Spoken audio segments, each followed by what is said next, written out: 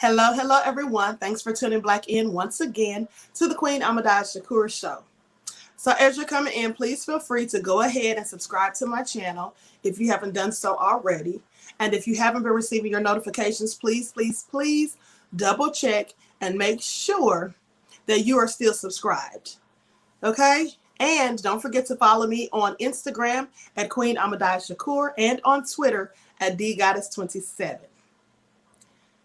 Okay.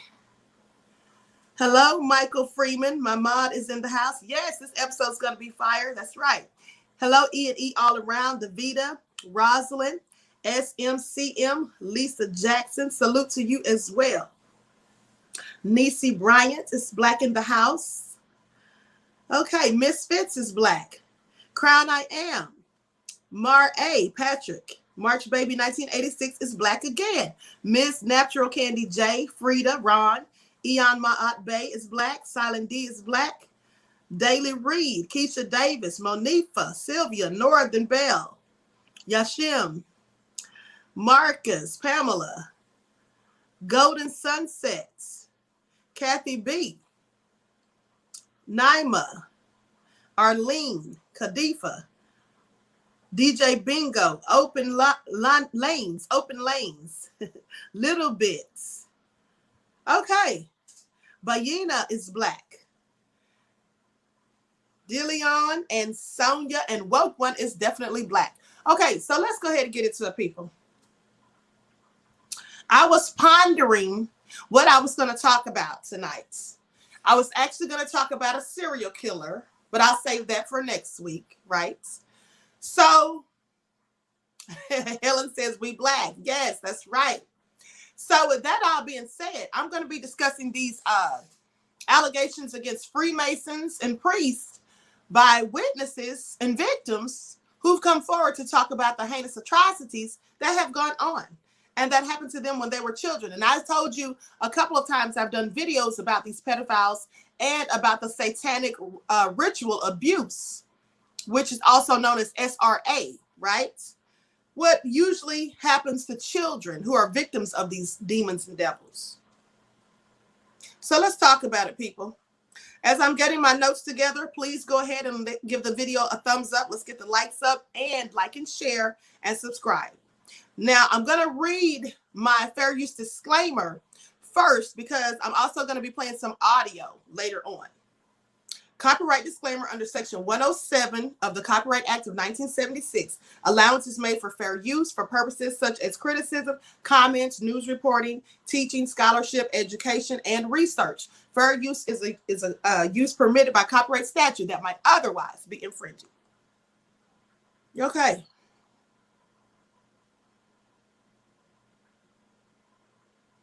First, I'm going to tell you about a victim by the name of Betty. Okay. I'm sorry, Bianca. We'll start with Bianca. Bianca tells her personal story of what she suffered at the hands of Freemasons.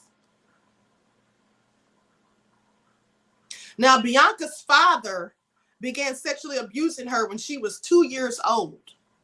From when she was 5, he would drive her to various places around the city in New South Wales where at least 7 other white middle-class professional men also sexually abused her. All of these men were Freemasons. Bianca remembers seeing her father's Masonic cane, his apron, and a book that he called the Mason's Catechism at home. Now, Bianca quietly and calmly read her account to the commissioner, starting with an early memory of being made to perform oral sex on her own father. Sometimes her father would abuse Bianca as he drove around on his errands, pinning her hands to the steering wheel as she sat on his lap. This is all so sick, people. I just want you to know how sick. Yes, little bit, absolutely sick. Her own father doing these things. Now at Easter, things got worse for Bianca. Her father came into her room very angry and made her bend over the bed. He put his hand on her back so she couldn't move and pushed the Masonic cane into her privates. He was doing this to help Jesus because he was dying. This is what he told her, that he was doing this in the name of Jesus because he was dying. He said Bianca wouldn't get to heaven and that she was a little biatch. Okay? He often called her and her sisters a pack of biatches. So calling his children these things and doing these heinous things, this is also sick. Now, I wonder where the mother was when these things were going on. Yes, this is demonic, and yes, it is absolutely terrible, right? And whacked out. Everything you all are saying, yes, it's all true. Now, on Anzac Day, I don't know what that is, but apparently some type of holiday. Now, on Anzac Day, that same year, he sexually assaulted her with a cane again. He said that he had to do that because she was a girl and he had to get rid of the bad stuff. Now, after these assaults, Bianca would have a bath. Her father had warned her that if she told anyone, worse things would then happen. So she was frightened that if she made the bath water dirty, someone would see it and she'd get into more trouble. One afternoon when she was about 6 years old, Bianca's father drove them to a place they'd been to before. But this time her father said it was very, very important. She said there was a strange man there and he had a coat and a hat. She says, I had to take off my pants and get into the back seat of the car. And I was pushed so that I was lying on my side, facing the back of the seat. Bianca's father held her hands over her head. The man sat against my head and shoulders and called me girl and young miss. He told me this was his job and he took it seriously. There were things that I had to do. The man then anally raped Bianca with a Masonic cane. She lost control of her bowels, but the abuse went on. This is all just so sick. Hello, Too Tall McCall. Oh, this is all sick, people. Very sick indeed. Afterwards, her father was angry because she'd made a big mess. Bianca saw the same man again, but couldn't remember the details. She described being abused by other men, sometimes while her father was there and other times when she was left alone with them. She said, I was aware that they all used various pieces of Masonic equipment, the sticks, the canes, the book, the aprons, and there was a special bag with things in it. The abuse stopped when she was about 11. Bianca now thinks that her father was granting favors to these men in order to be promoted higher in the Masonic hierarchy. She can't remember if she told her mother when she was little about being abused, but years later she confronted them both. They denied it. My mother denied it. She thought I'd been brainwashed. Let me tell you something. When these nefarious things are occurring, oftentimes these women know about it. They absolutely know about it. And sometimes when the children come forward and tell them, they pretend that they think the children are lying. And they'll accuse them of lying and say, oh, you're making this up. Because they will stand alongside these demons and devils who they're married to and protect them. Many women, not all but some. Now, Bianca suffered permanent physical damage as a result of the sexual abuse. Still, she regards herself as being lucky in many ways. She says, I've been one of the very fortunate ones in that I've had the skills to function. Even though she struggles with feelings of self-loathing and shame, she has a strong constitution. Now, she says that she's optimistic and she's very intelligent enough to get through school. She was intelligent enough to get through school and make a career for herself, despite the abuse destroying her concentration. She says, I wasn't there a lot of the time, but I was physically there, but I was busy trying to deal with what was going on with me. A huge impact of the sexual abuse has been the nonstop negotiation. Every day, I'm constantly negotiating with myself that it's all right to do this, that it's all right to go here. Bianca says it would have helped if sexual abuse was something that could be discussed when she was just a child. She also believes that medical professionals should routinely screen children for sexual abuse. just as they do for allergies, rather than relying on survivors to initiate disclosure. Now, this story is a story of a person who spoke at a commissioner or spoke with a commissioner during a private session of the Royal Commission into Institutional Responses to Child Sexual Abuse. Real names of the individuals have not been used except of public figures in a public context. Okay, the information the person provided is not merely evidence, but the person was a victim, and nothing in this story is a finding of the Royal Commission, and any views expressed are those of the person, not the commissioners, is what they say. And let me tell you why the commissioners wouldn't likely, in my opinion, agree with this, is because oftentimes when people come out and speak about these things, and they have to put it on the record if they take it to court or whatever, and speak to authorities, it has to be put on the record.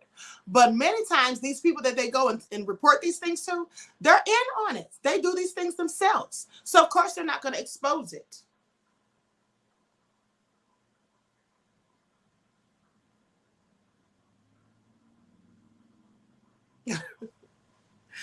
And so this is Betty Sue's story. The first story I told you, that was a woman named Bianca. And this is Betty Sue's story. She says, there's part of me inside that's really pissed off and angry. Why weren't the Freemasons splattered all over the newspapers? Betty Sue's mother died soon after giving birth to her, and she grew up living with relatives in regional Victoria. Now, I want you to know, most of these things happened over in the UK and Europe and places like that. So if you hear cities and places that don't sound familiar, that's likely why. Now, from a very young age, Betty was sexually abused by her uncle.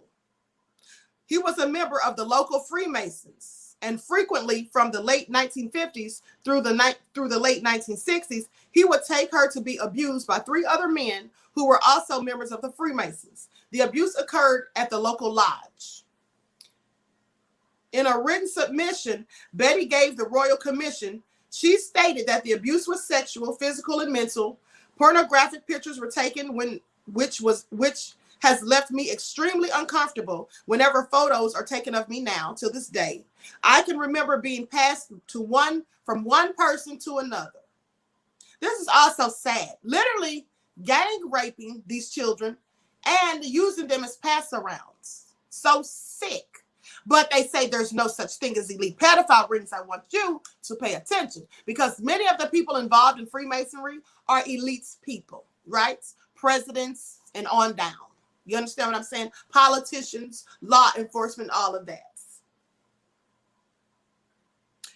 She says, I kept running away from home. At one point, the headmaster came and collected me, and I thought he was going to be kind at the time. He says, you know, I'm going to have to take you back home. As a child, I felt there was sympathy or regret that he'd have to do that. But now, as an adult, I think, well, he should have done something. Betty was sent to the local GP because she experienced headaches and anxiety. The doctor prescribed her Valium and Mogadon. Now, for someone that young, there was no investigation into why Betty's next door neighbor grew concerned. I'm sorry, there was no investigation as to why. And then they say Betty's next door neighbor grew concerned about Betty's welfare one day when she was being punished. She came in and wanted to know why. What is going on? What's wrong? I wanted to help her or tell her. She says, I wanted to tell her, but I couldn't. Betty's family were not encouraged to talk about anything. Her aunt washed Betty's mouth out with soap.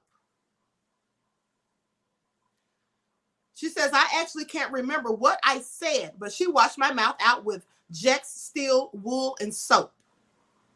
I think maybe I tried to say something or tried to tell. I don't know.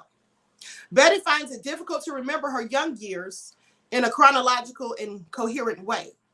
She says, I have separated my memories into visual, smell, body feelings, and emotions, but I have no memories of voice or sound.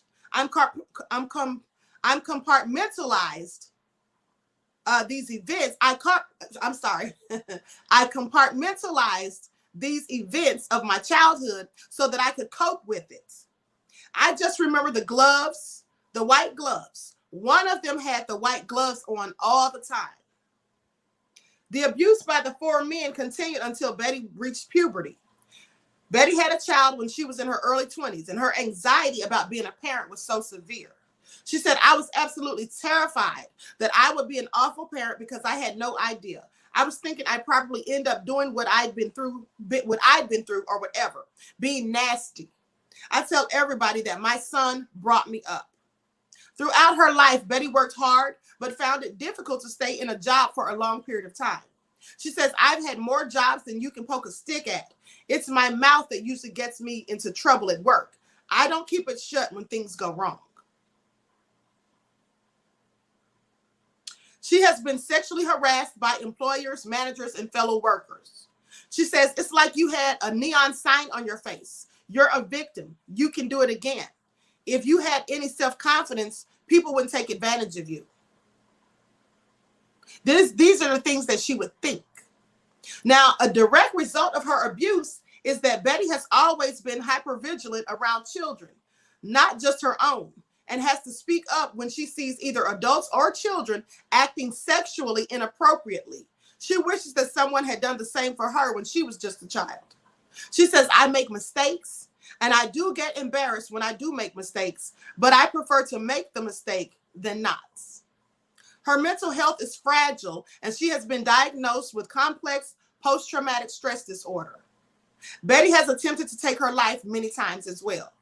She says, I have used the idea of suicide as a relief, a way out. And I think I was about 6 when I first tried to commit suicide. Betty went back to university to study a creative arts degree, but found the course confronting, especially about the subject of sexualized depictions of children in artworks. She says Bill Henson, the artist, came up, and the attitude of the people in the art world about using kids in art, well, sometimes I withdraw and hide, and other times I'm a little bull terrier, and I don't give up. And I made the mistake of speaking out, but I just can't believe their attitudes. It's okay. It's art. Most of the time, I feel like I'm a square peg in a round table. I had a nun molest me at 4 years old. They are creepy and being used by the Catholic Church. Oh my goodness, Harlan Brown. I'm so sorry to hear that. And I've heard of these things before. And it's so ironic and crazy at the same time to me that priests and nuns are the ones accused of these things more often than not. This is really crazy. Now, she goes on to say, hold on. Okay, goes on to say, some years ago, Betty contacted the police to seek advice on whether the photos the men took of her might be circulating around. The police were unhelpful and Betty was crushed. She has no trust in authority or in institutions and hopes that the Royal Commission can make a difference. And I want that difference to be maintained. One of the things that I would like to see come out of this is guidelines for any groups, whether it's faith-based or whether it's education-based or just purely entertainment. It should be the law that they have to make their staff aware of things to pick on.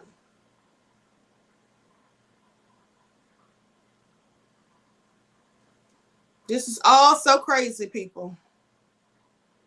Before I continue on with the next topic, which is about the Catholic priest molesting these young boys, I'm going to play some audio for you. And I've already read my disclaimer. And this is from a victim.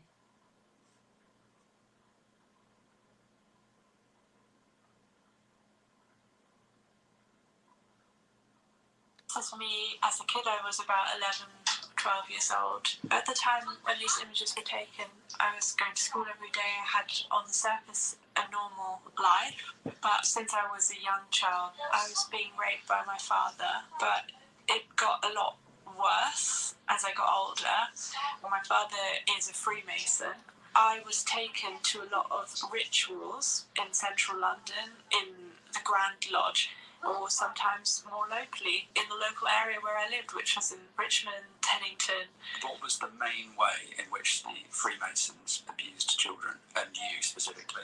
The main way was rape, but the worst ways were using your hand to kill another being. What was that abuse? Just so that we can then understand what you're acting out here as children. I saw a little boy being murdered by the Freemasonic group, and in this particular ritual, which is in the Grand Lodge in London, I've talked about it in other videos, there were many little boys. I saw how there was rape in different rooms of the Freemasonic building, where the little boys and me were taken into rooms and raped by these men, and this boy, he was lying on the altar, and then they made each little boy in turn come up and stab him with a knife in the heart to kill him. Why do you think they did that? To have power over you so that you won't speak out. So in this footage that we're going to see, there is footage that includes your father, who was the man who took you to these Freemasonic lodges and participated in rituals in which you were abused together with other children. What is your intention with this video?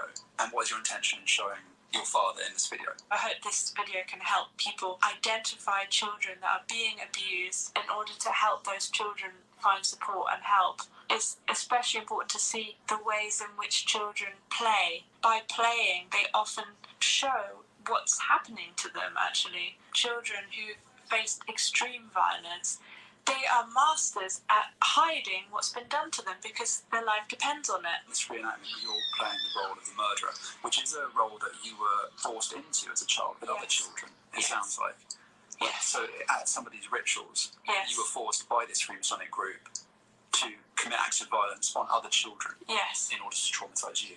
As a child or as a normal human being, you feel immense feelings of guilt and disgust and horror because you feel responsible. You feel like you have committed this murder, and it's the worst feeling in the world to be carrying around. And it's impossible for you as a child to realise that you were not the murderer, that it was the group, that it was the people who forced you into that position. So you see me, the murderer. Okay. So there you have it. Yes, these people are just evil. Absolutely. So this is also demonic and sick. And the fact that people are doing these things to their own children and allowing their own children to participate, let me tell you why they do these things to their own children and allow other people to do it to them. This is all a part of their sick ritual. You see, they give their children up as sacrifices, not always by killing them or allowing them to be killed, but by allowing other people to sexually abuse them. Like the one girl said, Bianca, that she believes her father did it so that he could rise higher in the Masonic hierarchy. This is absolutely why some of them do this. And it's also sick and depraved. They just pump me with meds so I can't act out and talk about it. Oh, this is awful. That is so sad, Nahasia. I'm sorry that happened to you. You can't be human if you're out there hurting kids. No, these people are clearly demons and devils. Just sick. I work with DHR, seen a lot of sexually and emotionally abused children. Yeah. Our time is near. That's why Allah is revealing it. Absolutely. Talal View Productions. Let me tell you something. I saw someone put in the chat that this is why they want Trump out so bad. Yes, absolutely. Trump said this on national television that he was going to get rid of pedophiles. He said that's a good thing, right? Now, here's the thing. They had allegations that Trump raped a 13-year-old girl or whatever. Now, I don't know if that was true, but nothing ever came of that. Now, I don't know if the Democrats put that out just because he was trying to find out, exposing them. But I want you to pay attention, people. I want you to pay attention because some people, I've heard someone say, oh, y'all are so silly if y'all think Trump is bringing down the deep state, the cabal or whatever. Let me say this.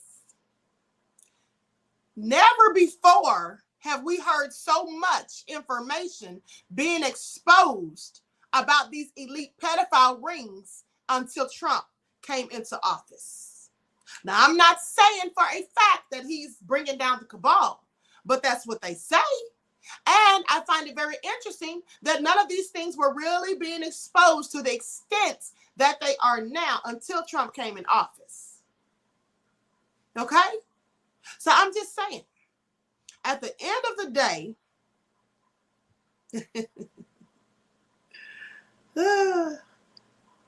it was all false, and he's about to drain the swamp.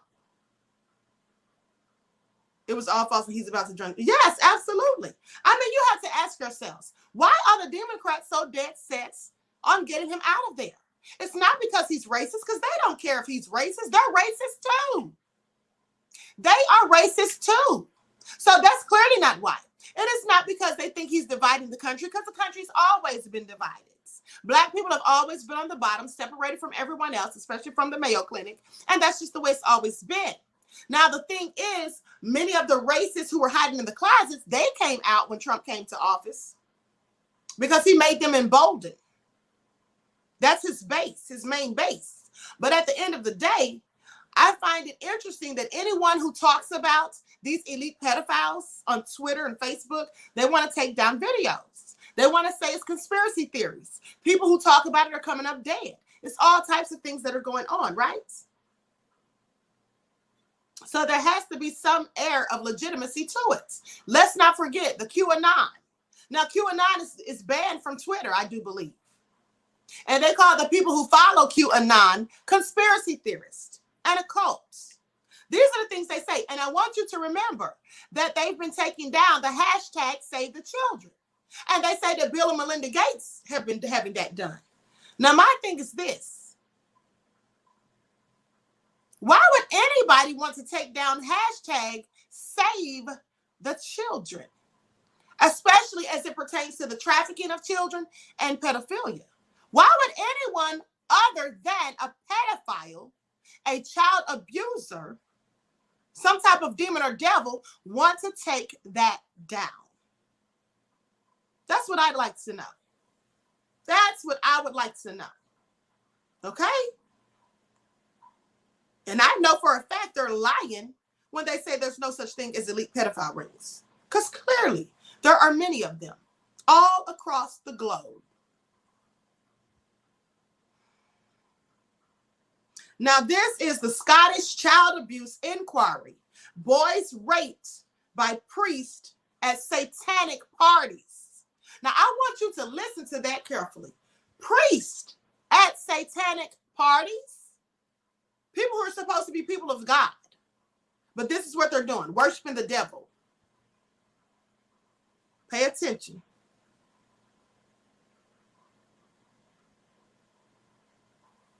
It says a child abuse inquiry witness has told how he was raped by priests during a satanic drink-fueled sex parties.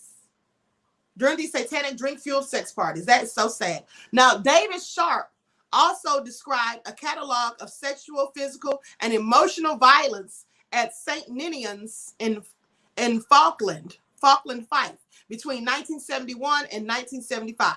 Now, Ms. Sharp from Glasgow said the abuse had left him with lifelong trauma.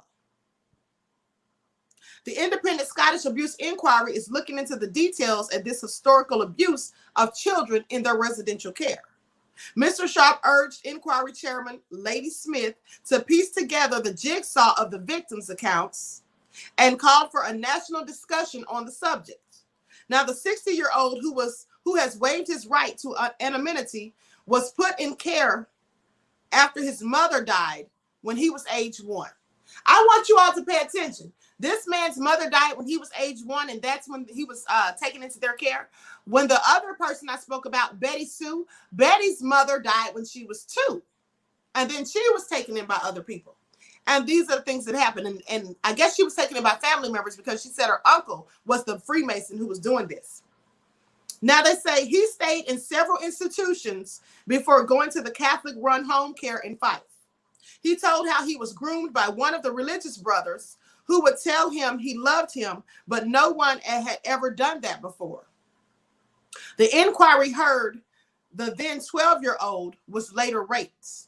Most of the abuse was said to have taken place in the shower rooms, where the witness would be made to stand in the dark through the nights as punishments.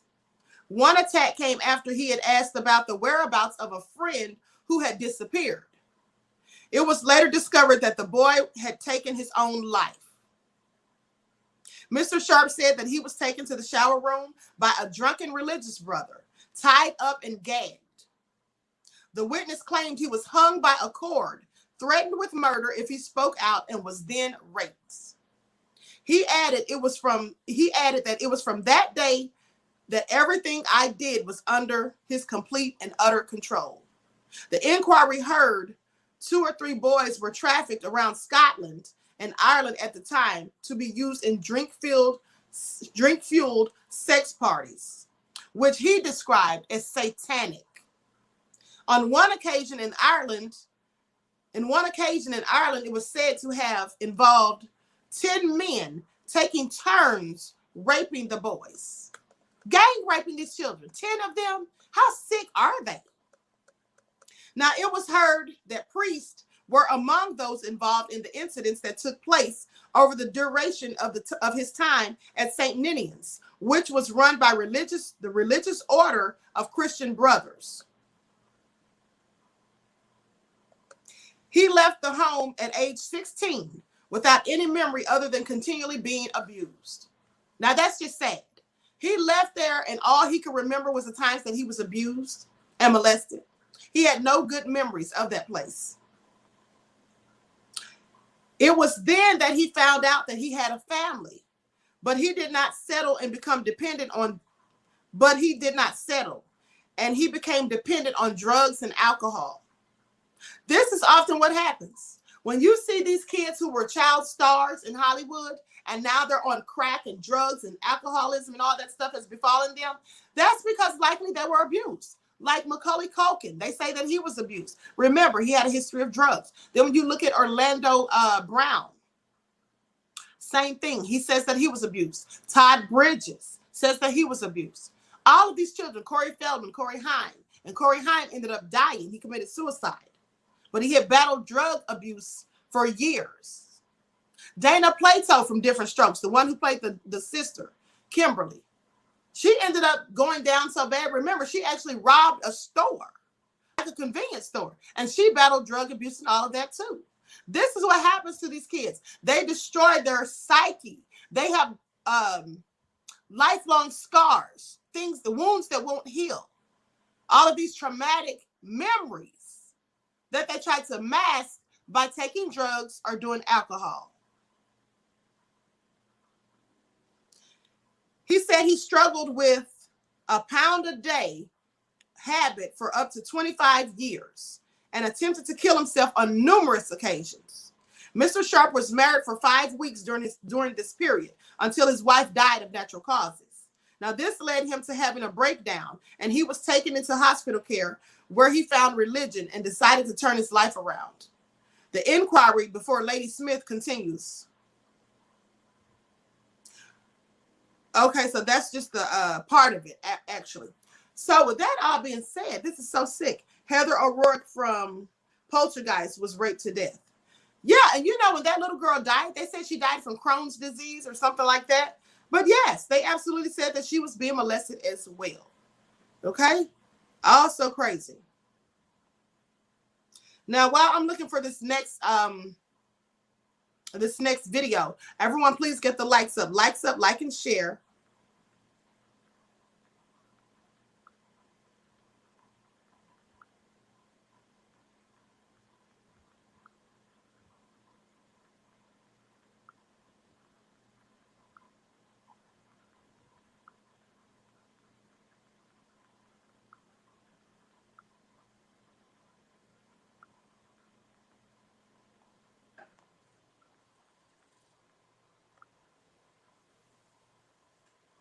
A lot of horror movie stars die under funny style circumstances. This is true.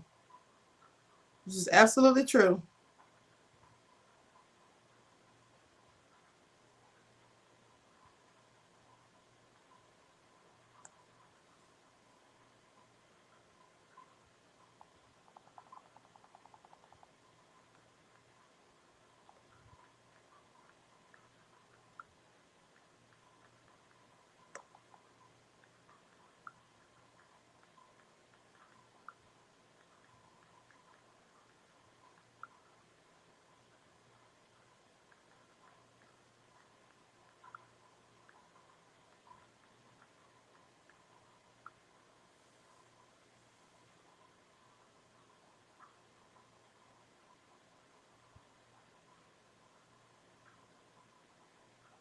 Okay.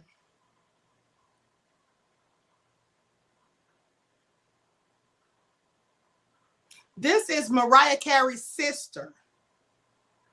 I can't find the video where she did an interview, but I'm going to read to you an article where she talks about the things that they went through.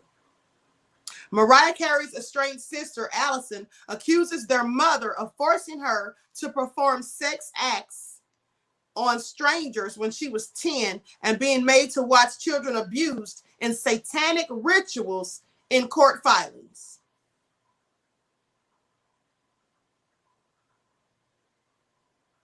And remember, their mother is a member of the Mayo Clinic. And the reason I'm pointing that out is because I told you before that this white woman told me, right? This woman I used to work with, she told me that there were covens of witches all around America, and that these families have always participated in witchcraft, Satanism, and satanic rituals, and that they, in fact, sacrifice children. She told me how they hide the bodies, how the children are conceived, and all of that. And I've told you all this before. That's why I wasn't, that's why I'm pointing out that Mariah Carey's mother is white, because all of these people that the woman told me about, she said they were all white people. And she said they've done these things from generation to generation. Okay? Because all those Sandy Hook parents got a brand new schoolhouses and cars and vans and minivans. The girl that played Nellie Olson on the Little House on the Prairie was also abused, and so was Shirley Temple Black. Yes, I heard about Shirley Temple. I didn't know about Nellie, but I'm not surprised. Okay, now the troubled sister of Mariah Carey has filed a summons with notice naming her mother as a defendant, claiming that she was sexually assaulted as a child, causing her to misuse drugs and to suppress the horrific memories. And she filed this year. In August of this year. That's when this article was published. So this must have been recently that she filed this. Now, Allison Carey, age 57, has accused her mom, Patricia, of allowing and encouraging adult men to engage in sexual acts when she was just 10 years old in a document that was filed in February. Now, according to the summons, with notice filed with the New York Supreme Court and seen by the dailymail.com, Allison alleges that as well as enduring her own abuse, she was also forced to watch other youngsters being abused during the middle of the night in these satanic worship meetings that included ritual sacrifices. Now, Allison, age 57, is known to have once worked as a prostitute and is now HIV positive. She is believed to have lost her teeth and is now desperate to get money to have them fixed.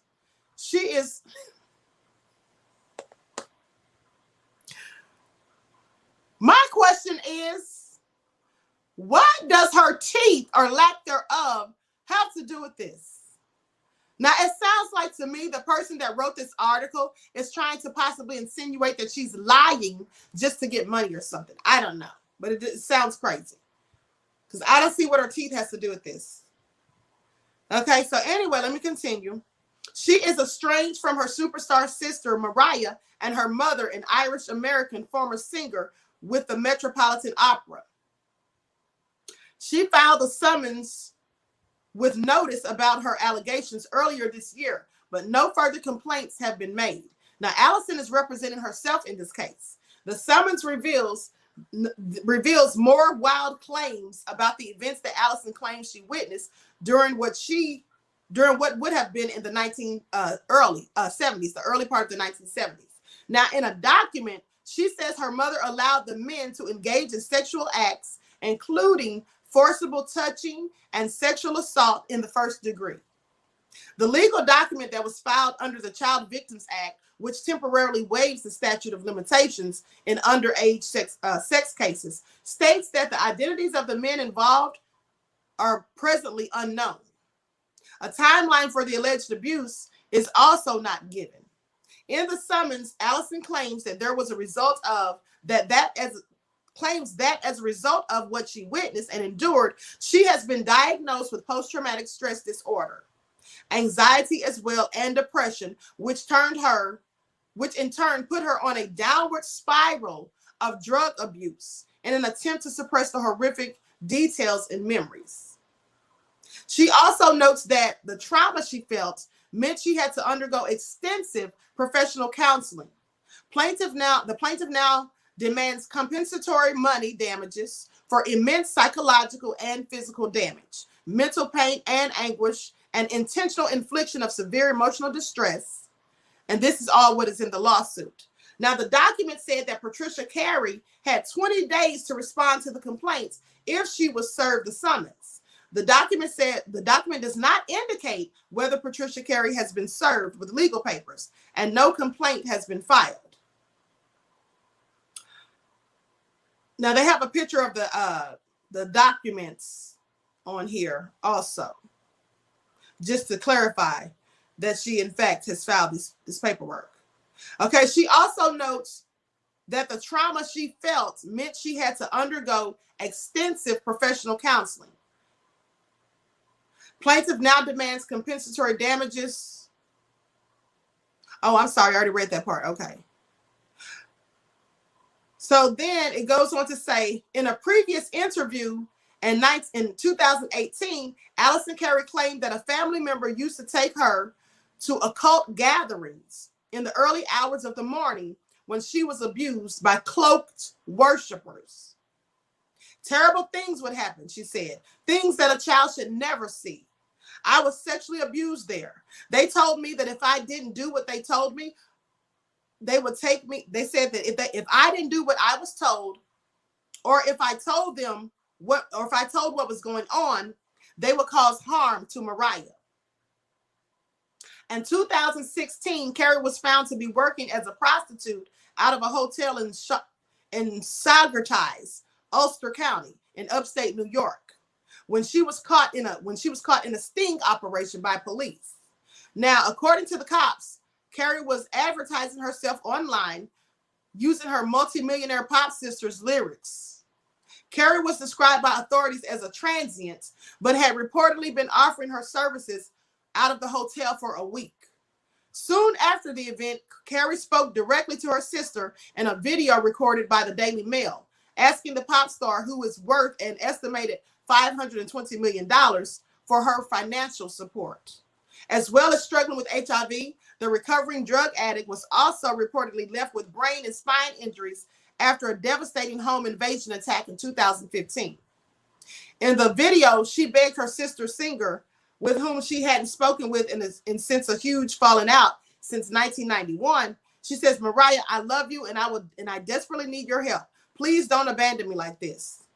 She also said she had worked as a prostitute in New York City before Mariah became famous in order to clothe her family. Mariah has not publicly commented on her sister's allegations. The singer is set to release her autobiography next month, The Meaning of Mariah Carey. Now, this book is composed of my memories, my mishaps, my struggles, my survival, and my songs, she stated in a letter announcing that the book would come out, announcing the book in July. Writing this memoir was incredibly hard, humbling, and healing.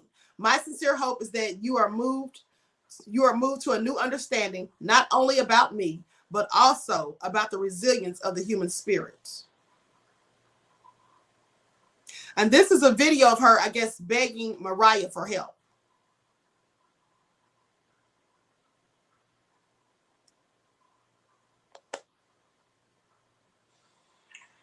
Mariah, I love you, and I desperately need your help. Please don't abandon me like this. Mariah, I love you, and I desperately need your help. So there you have it, people, because I told you before about Mariah's sister's allegations, and I just wanted to play that for you. Now, let me see if there's a clip of the interview where she was saying all of these things.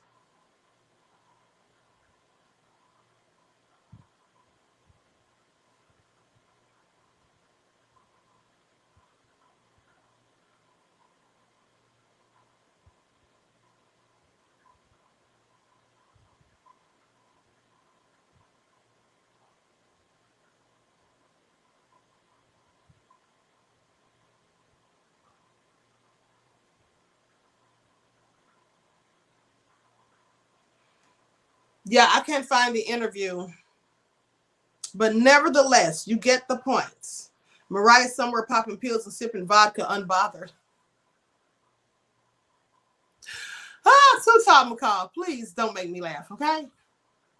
Not popping pills and sipping vodka unbothered. You know what? Could be the case. And here's the thing, no excuse. She should have never had to ask. Modest accommodation should have always been in place. This is described in the Wisdom of Solomon. I didn't get to see all of that post. Mariah needs to help herself. She can't have her fame and not pray to Satan.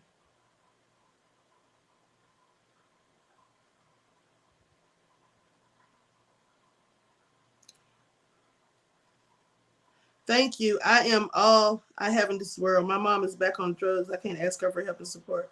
She's mad at me to this day. Luckily, I met a man who is standing by my side through the journey. Well, that's good to hear, Nahasia, that someone at least has your back. Sometimes you just have to cut people off when they have put you through such traumatic things. So maybe you just need to sever ties with your mother until she comes to the conclusion that she wants to apologize or, repent for her actions. Sorry for being late for class. Oh, just cut it out. Talking about sorry for being late for class. Listen, I'm going to go ahead and conclude this broadcast. But I want you all to be sure to tune back in tomorrow. Okay? Tune back in tomorrow at 6 p.m. I may do a video before that. I'm not sure. But I will definitely be doing a video tomorrow at 6 p.m. This is very pertinent and need to know information. So make sure you tune back in, okay? And I would like to thank you all for tuning in once again, and especially thank all of you who tune back in for my multiple videos that I do daily. With that all being said, don't forget to catch me Monday through Fridays at 9 a.m. for your morning wake-up call, and then Monday through Friday at 6 p.m. for your dose of your daily vitamin. All right? With that all being said, I wish you love, peace, and prosperity. Enjoy the rest of this evening. And until next time, I will talk to you all again soon. Peace.